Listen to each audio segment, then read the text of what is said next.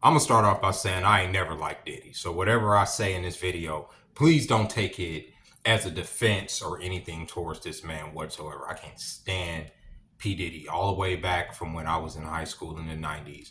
And he started the what I felt was the trend in the hip hop community and in the black community of money worship. The whole shiny suits revolution. And this is on the back of his so-called friend Biggie dying and him, debuting his hip hop celebrity in the limelight career on the MTV Music Awards stage with Sting with "I'll Be Missing" when he falls off the motorcycle and everything. That was the launch of P Diddy, right? And you had him. He had brought out mates. They were in shiny suits. It was crazy. It was more money, more problems. Money, money, money, money, money, money, money, money, money.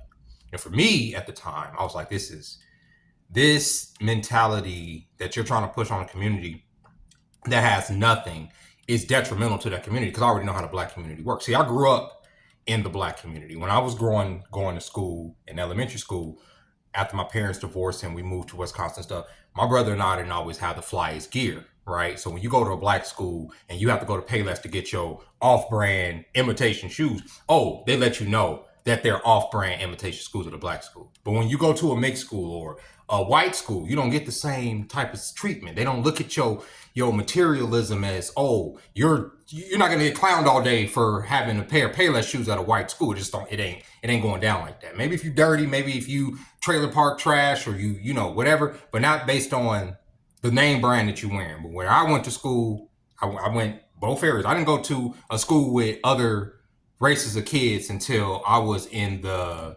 sixth or seventh grade. Okay, so I would know. Okay, and when P Diddy and all them started pushing this propaganda onto the black community, I hated it, and I saw it as a child, and I hated this nigga. And I'm like, how's this nigga up here dancing and having a good time when his friend is supposedly just got shot, and you about to springboard your career? Whatever. It was just distasteful for me. Never liked the man.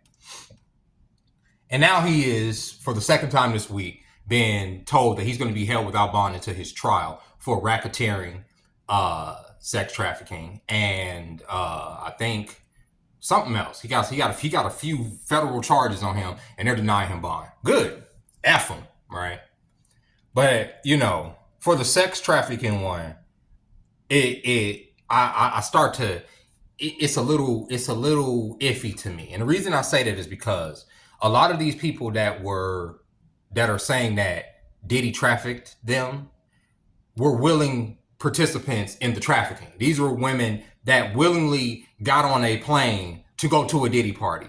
Some of these men that are claiming they've been used by Diddy were men that and I'm a man, that compromised themselves and their integrity to be next to Diddy, to rub elbows with these niggas. You understand what I'm saying? So if you'd allowed yourself to get fucked in the ass back in the day and he flew you into town, man or woman, so you could be a part of the crowd, I personally don't feel sorry for you when it comes to that charge. Now, if you're underage and it's come to find out that he's doing that and all the abuse stuff and all that, and I'm not saying that makes him a good character for being able to use money to manipulate people like that. But if you allow yourself to be manipulated and prostituted, okay, and flued out like girls like to say nowadays, don't come back later and say, well, I was a victim of circumstance at the time because he said he was going to get me a career and all this is if I allow somebody to stick a cucumber in me. You understand what I'm saying? No, I don't feel sympathy for when it comes to that. And the reason I started this video by saying I don't like Diddy. I'm not defending this man at all. You understand what I'm saying? I think he's a piece of crap.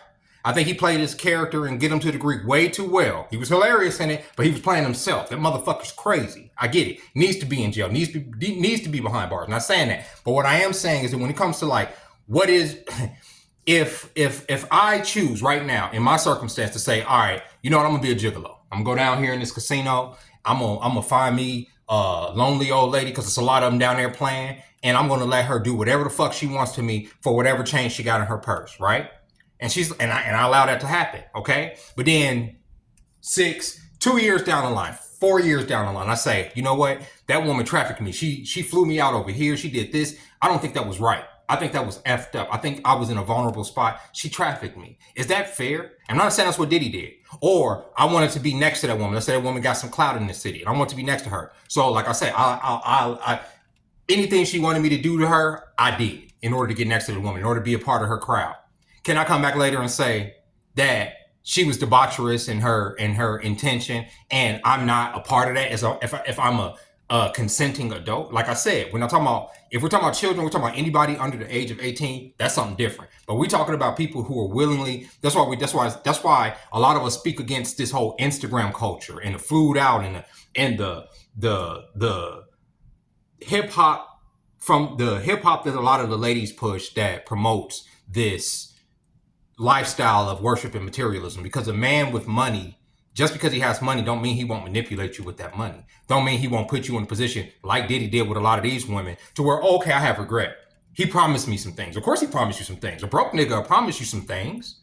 You understand? But y'all allowed yourself to be taken advantage of by Diddy. Y'all allowed yourself to be fucked by Diddy. Y'all allowed yourself to go to free calls. As long as y'all can rub elbows and feel good and feel like y'all were a part of the it crowd. Now that the money is dried up, now that this nigga's looking dusty. Last year he was online on TikTok begging for new talent because the man needed new blood to suck. Obviously that didn't happen, so they didn't wrap his ass up.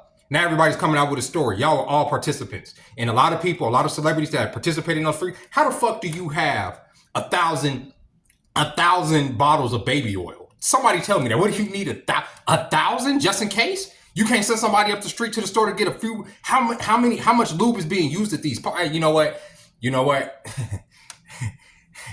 I don't even want to know. I don't even want to know. You know what I'm saying? Because some of the stories I didn't heard about niggas sitting on Diddy's lap, about I didn't heard some nasty stuff coming out of that camp over the years. This ain't new. Just like with R. Kelly, this ain't nothing new. At least with the black community, I know at work today, me and another one of the older black ladies were educating all of the white folks on all of this stuff. We both had all the same knowledge about what Diddy's been doing over the years, and they're like, we just didn't know it was all. Yeah, this nigga's been doing it and getting away with it. Been. Probably has something to do with Tupac's murder too, allegedly. Fuck Diddy. Okay, so don't allow yourself to be wrapped up by flying women out, because that's a shaky ground. Oh, I'm gonna fly this girl out and I'm gonna fuck her because, I got money or whatever. This is for men, okay? Don't or women. It could be any of y'all. It could be any. Don't be flying people out and then later on they can come back and say that you trafficked them. Or especially if you like, I don't know.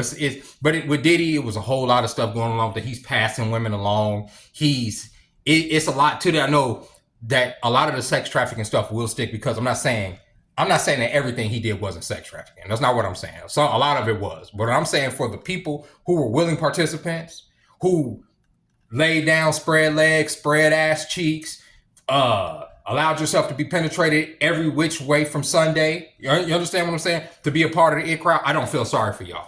Not y'all adults. I'm sorry. I don't feel too bad for y'all. I don't. I feel that y'all had an opportunity to get fucked on for some money and clout, and y'all took it, just like a lot of people do. A lot of people literally get online every day and they advertise themselves to rich men, right? Every day. They'll get online, I don't deal with dusties. I only want to deal with a nigga that's making this much money. Why? That ain't your money, that's his money. What do you need that much money in his bank account for? Why? So he can manipulate you, take care of you however the fuck he feels like it? Because I'm telling you, if I got a certain amount of money and I'm taking care of your lifestyle, you gonna move however the fuck I tell you to move. And you could call that abusive or whatever the hell you want, but it is what it is. It is what it is. So you might want to rethink the way y'all, I ain't gonna say rethink, because a lot of women want to be in that position. Because I'm not an abusive person, I'm just saying. But if I'm making the decisions, if I'm the one bringing in all that money, I'm making the decisions. You feel me? Diddy was making the decisions. Diddy made the decision to get all that lubrication. Diddy made the decision to have these free calls. And a lot of y'all were participating in it because he was Diddy. That's all I'm saying.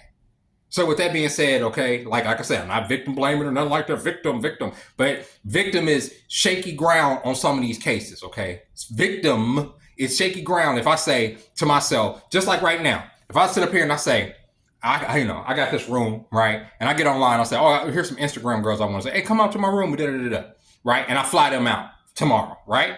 I'll say, fly them out. That's trafficking, right? That's sex, because technically I'm paying them for the services that will be rendered. You understand what I'm saying? But there's a lot of services being rendered.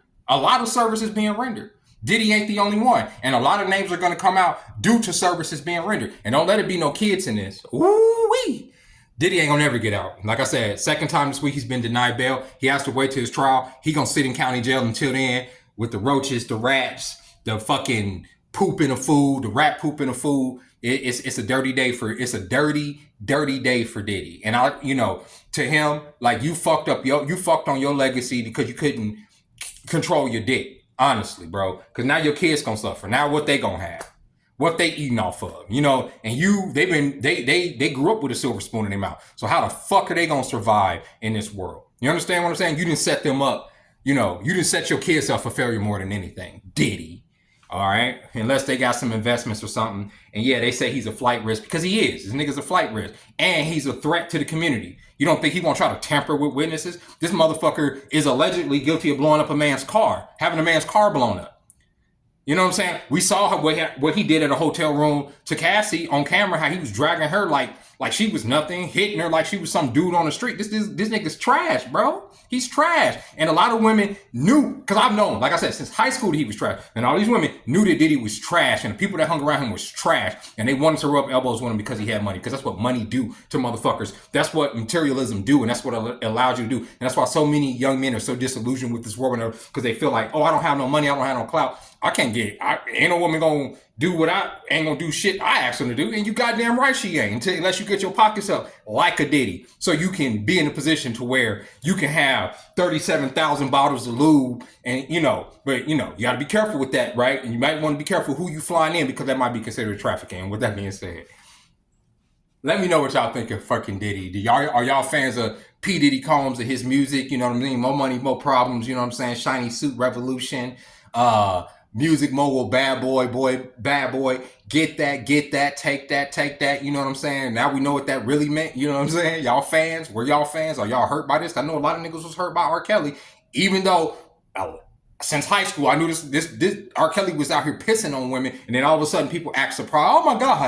Oh my God. He likes underage girls. That was taking a man to the McDonald's to pick him up, bro. This was whatever. With that being said, ladies and gentlemen, if you like this video, go ahead and hit the like button. If you haven't subscribed yet, go ahead and subscribe. I do got a vlog coming from today, probably later. I might want to film some more stuff for it. It was just pretty much my day. Stick around for that. And yeah, until next time, ladies and gentlemen. Bye-bye.